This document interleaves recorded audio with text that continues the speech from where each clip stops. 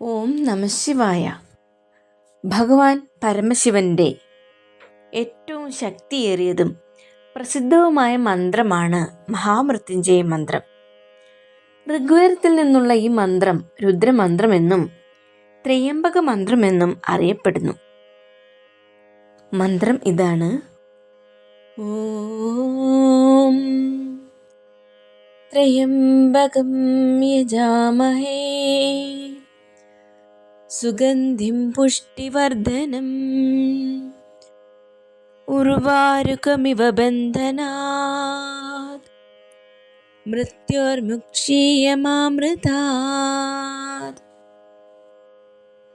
വെള്ളരിക്ക പാകമാകുമ്പോൾ വള്ളിയിൽ നിന്ന് അനായാസം വേർപെടുന്നത് പോലെ മരണസമയത്ത് വേദനയില്ലാതെ ഈ ശരീരത്തിൽ നിന്ന് ആത്മാവിനെ മോചിപ്പിക്കണമേ എന്നാണ് ഈ മഹാമൃത്യുഞ്ജയ മന്ത്രത്തിൻ്റെ ചുരുക്കാർത്ഥം.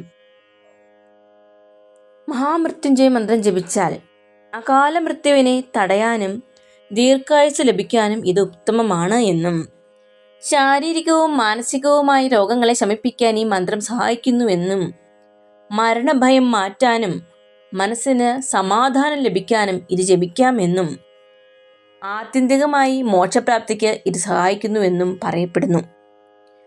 ദിവസവും 108 തവണ ഈ മഹാമൃത്യുഞ്ജയ മന്ത്രം ജപിച്ചാൽ അത്യുത്തമമാണ് എന്നാണ് പറയപ്പെടുന്നത്.